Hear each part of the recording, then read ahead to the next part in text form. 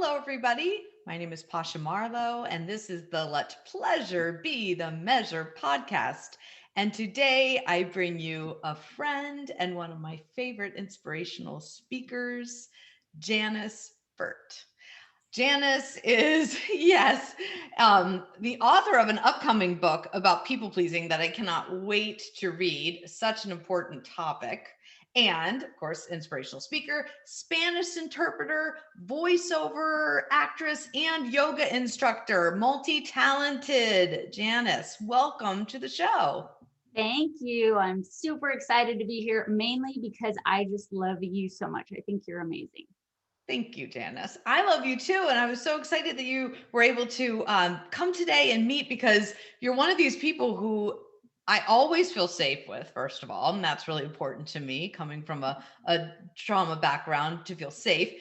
But then you have this beautiful ability to be consistently compassionate and empathetic, inclusive and expansive, and like you never waver. Like I just know that's you. And now that I've had a chance to work with you more closely through a coaching program, I that is you. And I'm so inspired by you as a person and a leader.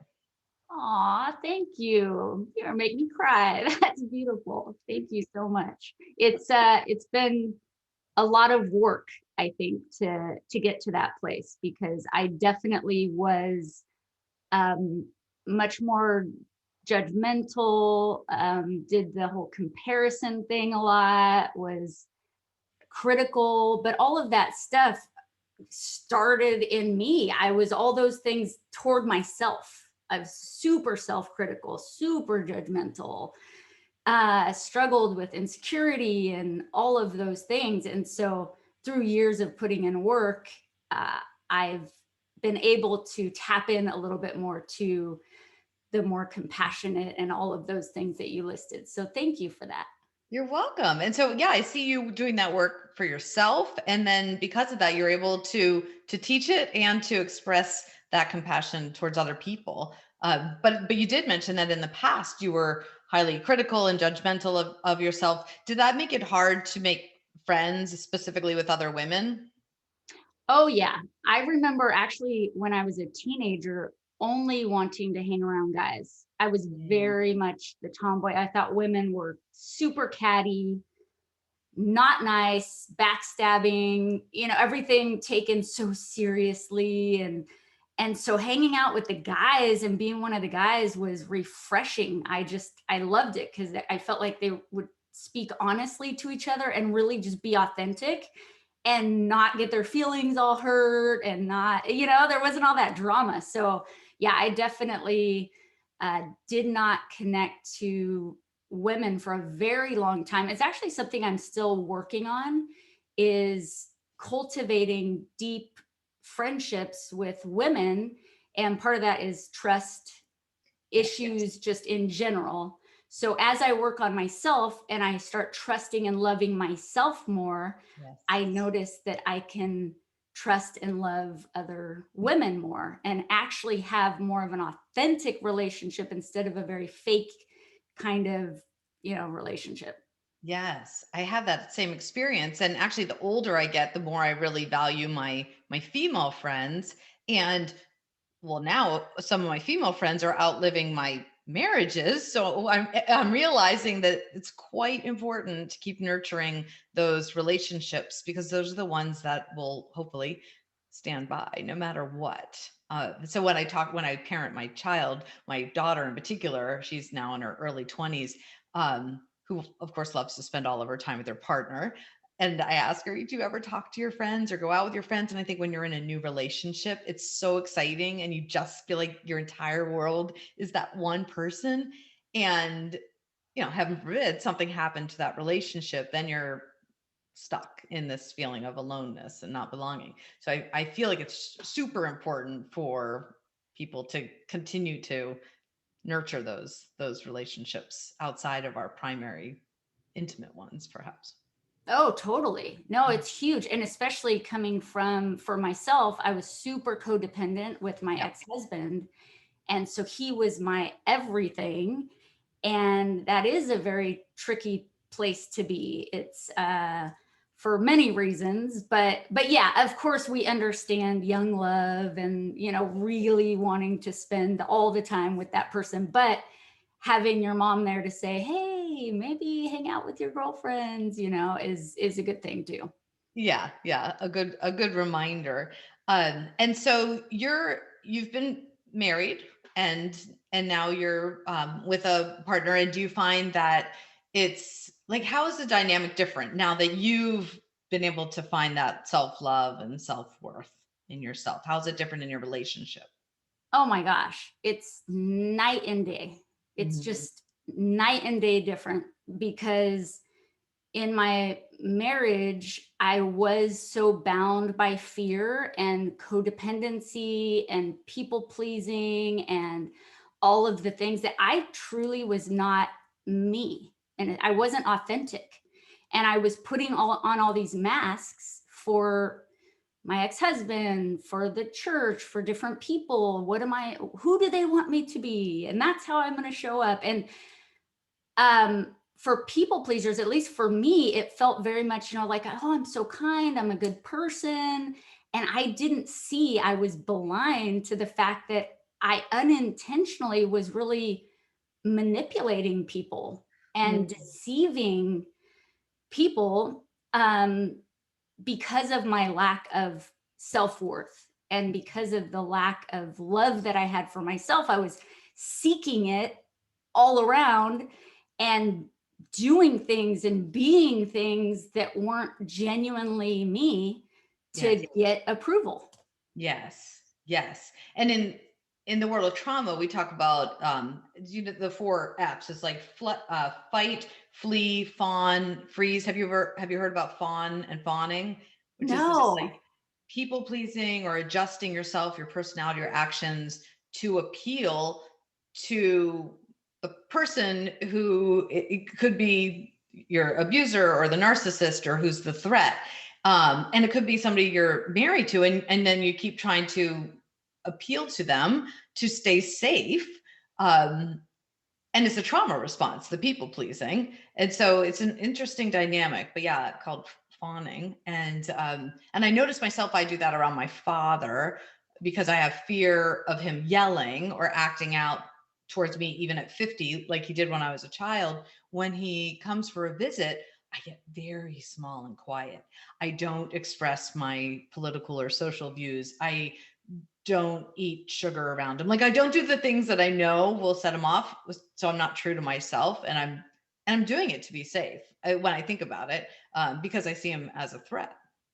But I can see how that dynamic would happen in a marriage too, if the marriage is with somebody who is threatening or abusive or narcissist or gaslighting and all the things. Yeah, yeah. Wow, I'm going to have to research that because I definitely have heard of the fight or flight and then the freezing. That makes sense. But yeah, I had not even heard of that. So that's fascinating. Yeah, it's who is it? Pete Walker's is the author of this PTSD book. Where I heard that. But yeah, it's that whole idea of just people pleasing being a trauma response. And then why? And then why is that? But I find myself doing it all the time. As much as I coach women to not people please, I watch myself being super apologetic or really going way out of my way, like sacrificing my own well-being so I can make somebody else feel comfortable, avoiding conflict. So it's like it feels like a constant work and battle. I think it is. I think it's a journey and a process, and the awareness of it, that to me is key. Hmm. Because, you know, you even being able to see that and articulate that, it's like you're half the way through the journey, you know, to be able to, because for, like I said, so many years, it was an unconscious behavior for Yeah. me. And I wasn't aware. I didn't even see it. I didn't even know. And the same thing with fear is I didn't realize how much fear was controlling my life. It wasn't on my radar at all until after my divorce. And I actually went to a hypnotherapy session. And that's when I saw the fear and I realized, oh my gosh, I am full of fear. I had that realization. And from that moment on, I was able to work through those fears because I knew they existed. But before then, I was just kind of living, you're operating the best you can. Right, right. You get used to your nervous system being fried. You get used to being hypervigilant or all the things. Yeah, yeah. I'm glad that you reached out for help, and that's really cool that hypnotherapist was the catalyst. It sounds like in that moment. It That's was, really yeah. And I've done all the types of therapy. After my divorce, I was at that rock bottom state that I know when a lot of people get in, and it's just the feeling like you can't get out of bed and just horrible. But then also knowing I have 2 kids, I have to continue on with life. Like, how do I do this? I have to figure this out. And so I've done EMDR and neurofeedback and hypnotherapy and talk therapy, cognitive yoga. Yoga was hugely helpful during that. Well, still now, but especially initially, to really finding myself and connecting to myself at a deeper level, hmm was that whole mind, body, spirit integration that hmm shows up a lot in yoga because of the breathing and the centering and then the movement. So that was healing for me also. Yeah. And now you teach yoga and you do the inspirational speaking and you empower women. And so I'm wondering how is your work now your pleasure because you've done all this inner work? Oh my gosh, I have so much fun. Like, I still can't believe I get paid to do half of the things that I get paid to do because they feel so natural and fun and pleasurable and fulfilling, like just deep fulfillment and happiness and peace and all the things that for years were missing from my life. And so I love all the jobs. And when somebody's like, well, what exactly or what specifically, it's hard for me to even choose something because they're all so fun and pleasurable and amazing. But the thing with inspirational speaking is I feel deep down that that is a purpose of mine on Mhm. in this world. And part of the reason is because I keep coming back to it, even though I fail miserably at it a lot of times. It's been this lifetime of speaking because I feel kind of called to, or just that natural drawn toward doing that. And then, like in high school, I competed in speech competitions and loved doing that in some dramatic interpretations. And that was really fun. And I was feeling a lot of self worth and value in that. And then in one of the competitions, I forgot my lines. It was that probably that freezing thing because I was so nervous that it was Yeah. the finals and everybody was there. So my mind just went blank. And that event alone instilled this fear in me that I pretty much vowed not to speak publicly again. Mm. And I didn't for about 20 years. I would not speak in front of people. I was terrified.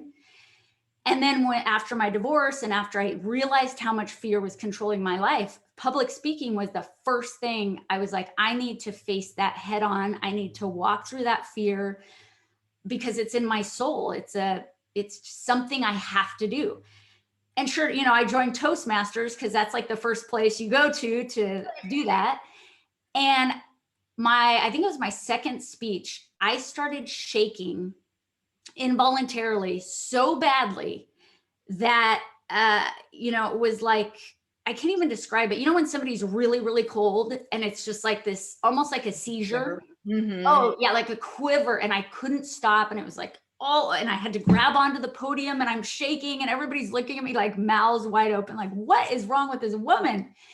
And it was in that moment, like, I wanted the earth to swallow me alive in that Yeah. moment. I was so just like, wow, why is this happening to me? And I looked over at the chair and I knew that was safety. If I just sat down, I could stop looking like a fool. I would stop shaking. I would be in a safe zone. And I also knew that that was fear controlling me again. And so I literally just stood there and I shook and I just let it run through me. And while everybody's like saying encouraging things like, you got this, we're here for you, it was like the coolest moment because as I'm there in like this weak and vulnerable state, and allowing myself to just be in that state, people were so understanding, so compassionate. It unified us all. Uh, and and then eventually, a minute later, the shaking stopped and I just kept speaking and I finished my speech. Mhm. And I think it was sympathy, but they ended up voting me best speaker for the day. But it's stuff like that I just keep going back to it. Well, and I'll challenge you. I don't think it was sympathy. I mean, you were not only memorable, but it was so real and relatable. And I think we hear messages better when that's the case. That's why I lead with laughter because it's messy, but it's relatable. So if I was just speaking about whatever leadership or speaking about diction, it would be so boring. But if it's done in a sense of vulnerability or comedy, then it's all of a sudden so human. So I have no doubt that you did a phenomenal job of speaking your mind and your heart. You're always so wholehearted in your speaking, and your emotion is on the surface so often. Like whenever I've talked to you, you're so gifted at holding somebody in the moment and allowing them to safely express their sadness and their joy, and it's okay to laugh and it's okay to cry, which is such a gift because I think most people are so guarded that they don't, it's too scary to be that vulnerable. So I Well, think it's really brave. yeah, and that comes from years of repressing that in myself, Hmm. repressing my emotions, not showing up as fully who I am. That Hmm. now, as I've entered this place where Hmm. I want to be authentically who I am, whether that means crying, like right now, before, whenever I would get emotional, I'd apologize. Right. I'd start, oh my gosh, and in my head going, Janice, why does this happen to you? Hold it together, woman. And now I'm like, no, I just want to be in the moment and I want to show up with what is in me now, not Yes. where maybe I want to be and not in the past. It's like, I want to be here with you now, connecting and just sharing from my heart. And that's my main focus is being authentically who I am and not trying to cover anything up and repress things. Hmm. Hmm. Yes, I feel that from you, and I think I lead in the same way, and it's interesting, and I wonder how this is for you. Kind of circling back to friendships, I just live like this all the time, and so if somebody I meet on the street, I go to a coffee shop or something, and I'm just talking with them, it's really hard for me to have small talk. Like I cannot very well talk about the weather or sports. I'm go straight to the emotional side of things really quick, and I go deep, and then I pretty much feel like I'm best friends with this person by the end of my coffee date, and then I'm calling them, and then within a few months I'm like, I just love you so much. And it's hard to shut it down once you've opened up to it, right? Yes, which I think is amazing. And that's what I love about you so much is you are so open and joyous and expressive and just lovely to everyone you meet. And I think that is a huge benefit to living authentically and being yourself and showing up. And people instantly just know that. And I'm the exact same way. It's hard for me to talk about light things. I mean, I can and I will, but I like to go to the heart of the matter. Who are you? Like, who are you? Hi, how are you? My name is Pasha. What scares you most? Totally. Yes. What's the like last thing on earth you want to talk to me about? And let's go there. Let's talk about that thing. You're probably really fun at a big party like me. If the room gets more crowded or if it's a bigger group, I do not thrive. I will so easily like fade into the background and be the shy, quiet one. It's only in small group or one-on-one where that safe and empathetic space is there. Um, I don't know. It's just a fascinating dynamic that in large groups I'm super shy. Even on large coaching groups where we're supposed to be expressing our emotions. Too many people, maybe. I don't know. I don't know. I'm better in small groups. What about you? Do you I feel more think we're very similar because I'm the same exact way. I like one-on-one conversations. I like small groups, like your program that we just did with it's just nice. It feels that everybody can kind of share and we can go around. And so, yeah, I prefer that too. Yeah. Now you brought it up. I didn't, but Janice did just do my program Roar with Laughter, and she did a very funny routine, a comedy routine about people pleasing, where she gave herself gold, silver, and bronze awards for her people pleasing efforts, and it was really funny. But it was also so touching and from such a raw, truthful place for you, and pain points from the past that you brought up, and you translated that through comedy really well. And it was super brave because you're just doing all the scary things. You're standing on stage even though you shake. You're doing comedy even though you feel like you're not funny, though you are. You keep Well, that's what trying. I think.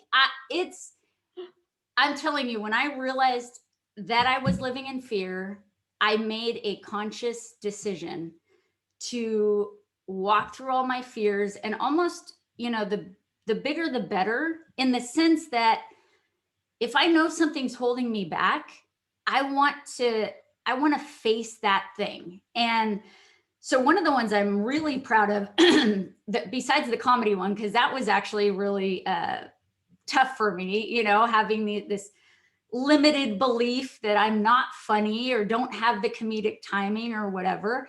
And that stuff, some people just are naturally funny, but also you can learn how to be funny and comedy tricks and stuff like that. But another one is I've always had very bad body image issues, and the comparison thing to other women and not feeling good enough physically was a really big deal in my life. Mhm. From being a tomboy, by the way, that came from repressing what I truly wanted, which was to be feminine and to be beautiful and to be seen. But I repressed that when I was younger because I was scared of sexuality. I was scared of that whole deal. I didn't know what to do with it. And so I covered it up and I acted like, no, I'm this tomboy and I love wearing baggy clothes and I love, not being the woman that men are attracted to. But I would watch my friends get all the attention and feel jealous and feel Mhm. envious of that. So that started really young in my life. And then I just carried it through adulthood with just these comparisons and body image issues. So I think it was 2 or 3 years ago, I was 42 years old. I was like, this thing is still has a hold on me and I want to walk through it. So what's the thing I could do to really walk through that fear? And a bodybuilding competition came to mind. So I signed up for one. And because I'm thinking, what is more terrifying than, first of all, you're being labeled based solely on your physical appearance, which is what I had always feared and, hated that concept. You're being judged, you're being looked at, like all the things compared. And so I went through this process of the bodybuilding thing, and I'm telling you, it was such an amazing experience to walk on this stage in a bikini, surrounded by beautiful women in their bikinis, and realize we are all souls in Mm. these bodies. Mhm. And there's something deeper here. It's, it's not just the physical things. I mean, yeah, some people are prettier and some people, they have this and that and the other. But it just dawned on me as I got to know these women Mm. that it's like, I don't need to compare myself. We are all these unique and beautiful souls. Mhm. And that was my realization standing up there in my bikini, which I'm kind of a one and done kind of deal. Everybody's like, oh, are you going to keep doing it? Are you going to do another marathon or do another this or that? And I'm like, nope, we do it once and we're good. I am so with you there. I know, because I was wondering, did you continue to bodybuild? Because I know you have to be so clean in your eating and vigilant with your exercising and all that, and hyper aware of your body. And that would get exhausting. And I used to do Oh, competitive triathlons, and people are like, don't you miss it? I'm like, no, no, because it's all consuming. And I'm so glad I did it. It's in my past. That was really fun and powerful. And now I'm doing other fun and powerful and scary things. But I love that you have that in you too, where you're just like, did that, what's next? Did that, what's next? Because that's how we keep growing and learning and evolving. And we might look literally and figuratively completely different than the previous self who did something different. But how cool that we can recreate ourselves to that extent and oh my redesign. gosh. Yeah. Mm. And I think, we each have this one life and Yes. it goes by quickly, and some are given more time here than others. And uh, I just want my time to be full, to be fulfilling, to be loving and adventurous and vibrant, and and it's going to be hard. It's all the things because it's life. Uh, but I want to show up like we got to pick ourselves for the team, and Yeah. we have to show up and stand up to bat and play. Like we got to play the game and not sit on the sidelines. And I know fear will place us on the sidelines a lot in our lives, and we play small and we don't tap into the amazing power and love that we have within us. So my goal is to do that in my own life, and then hopefully inspire other people along their journeys just to know that they're valuable, that they're loved, that they're enough, because we get so stuck in feeling like we're not enough, and that also limits us, these limiting beliefs that are talked about. But if we could actually get in there and replace those limiting beliefs with the knowledge of how amazing we are, everything would change. Everything would change. Yes. And it's the fears alternate. I am not enough. And then you do these things, you're like, I'm too much. I'm not enough. I'm too much. And so it's so fascinating to watch ourselves and witness ourselves trying on all these different hats and seeing what sticks and noticing what feels aligned and true. Um, and can continue to empower. And so what is next for you? Like, I'm thinking of all the things you've already done. I'm thinking like, within the next 5 years, what are your next frontiers and adventures and risks that you're considering? Ooh, good question. So I am finishing, excuse me, this people pleasing book, which Yeah. I'm really excited about. So I'm going to do that. And then I've also always had in my head this idea of creating a one woman type show where I can bring in all the elements that I love, like dramatic, interpretation, acting, humor, poetry, inspiration, uh, maybe even a little bit of singing, even though my singing voice is not the best, but Love just it. to mix it up Do and it. yes, and do something that feels really good and empowering to me, and that something that I can be proud of Mm. and put out there to inspire others, but also just, I think there's something to be said for doing these things for ourselves and for that feeling of accomplishment. And then the more we do things, the more that builds into this self-confidence um, and value and respect and appreciation for ourselves. And from that place, I truly believe then our cup will overflow, and we're not trying to give from a place of lack and, Mhm. oh, I'm giving so that I can get. It's not Mhm. like that. It's just a constant Mm. outpouring of love and of all the beautiful things, because you just can't keep those things to yourself. It's going to pour out onto everybody else. It's the way that I want to live my life. So hopefully it'll encompass all of those things. Yes, to the book and the one woman show. And I see this like philanthropist in you. Like as soon as your cup is just running over, I just imagine you giving so much as you already do, but having that opportunity to feel so abundant. And Oh my gosh. Yes, I heard the best keynote speaker, Jeff Hoffman. He was the founder of Priceline. He's a big philanthropist now, and he changed my idea also about money and having money, because I was raised very much like, oh, you just have just enough to get by, like you're really scraping the bottom of the barrel and just trying to survive one day to the next.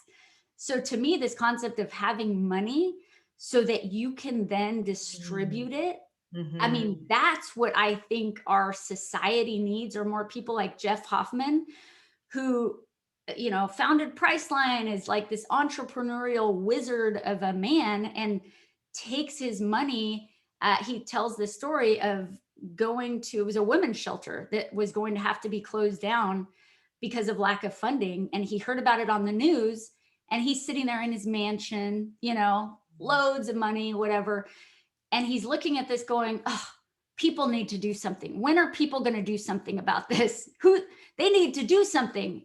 And then he's like, wait a minute, why am I not doing something? So he went and gave them a ton of money to reopen and get a playground and do all these things with his own money. And since then, he's been doing it nonstop. So yes, that's what we need, to get money in the hands of people with big hearts Yes. that love people and want to share, and distribute some of their money, their own money, and not being told that they have to, Right. but from a genuine place that they want to. And that's such a beautiful reason why healers and light workers and those who come from a place of emotional intelligence, that we can and should ask for the money we're worth so that we can give it away. Because you just said, like, you can't believe that you get paid to do the things you do. I can't believe I get to hold space for women as they heal with humor. Like, I would do this for free, but I can't. Oh, because if I want to, then give my money away and help other people. So it's an interesting dynamic for those of us who struggle with limiting beliefs about money and also feel like we're just being good people. We're just being who we are. So why should we get paid to do it? And then we hear about a event like this and we think about, can you imagine saving a women's shelter? Or can you imagine? I just can't imagine being able to be so philanthropic that it would make lasting change in another person's life. And then all of a sudden I'm like, all right, I should get paid to speak or whatever I do. Totally. Right. Yes. Right. Yes. And it's so fulfilling to be able Mhm. to give and contribute and use our Mhm. gifts for the betterment of society. We talk about pleasure. It's pleasure but deeper. It's Yes. it's that fulfillment. It's Yes. lasting. It's amazing. It's beautiful. So yes, to those people that have big hearts, Yes. earn that money and don't feel like you're not deserving of it, or it's too much, or or you're giving away your services for free. We're the people that need to have more money to then distribute uh, and for us and for the world, make it all better. That makes so much sense to a heart-centered person who has trouble selling. That's beautiful. So if people want to throw money at you. How can they reach you? Yay. Well, I actually just revamped my website. So my previous website was SpanishJanice.com, Okay. but that was a little confusing for branding because I do inspirational speaking and I can do it in Spanish, but mainly for now I'm doing it in English. So now I'm at janiceburt.com and you can reach me there. And there's some giveaways that I have on there and ways for you to connect with me. So yeah, I'd love to connect. Beautiful, beautiful. I love following you personally and professionally. I can't wait for the opportunity someday to meet you in person and hug on you. You're such a sweetheart, and I just adore you. And I love your work and I love your mission. Oh, I feel exactly the same about you. And it's going to be a really good reason to take a little trip to the East Coast and do a little tour. And then I can stop by and see you. Yes, you should do a speaking tour, an inspirational speaking tour on the entire East Coast.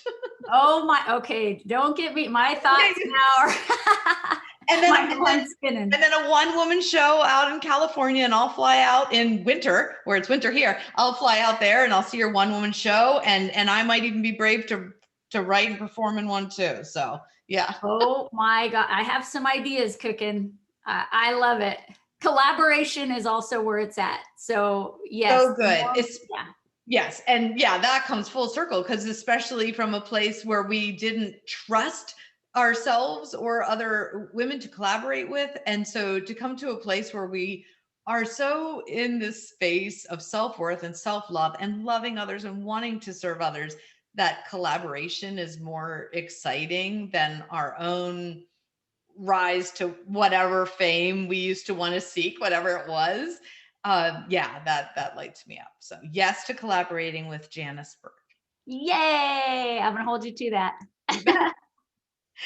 And if anyone would like to continue the conversation with me, please reach out to me. My website is pashamarlow.com. And you can also reach me by email, pasha@pashamarlow.com. If you like this podcast, please review, subscribe, share, all the things. It really helps us get the word out on these important topics.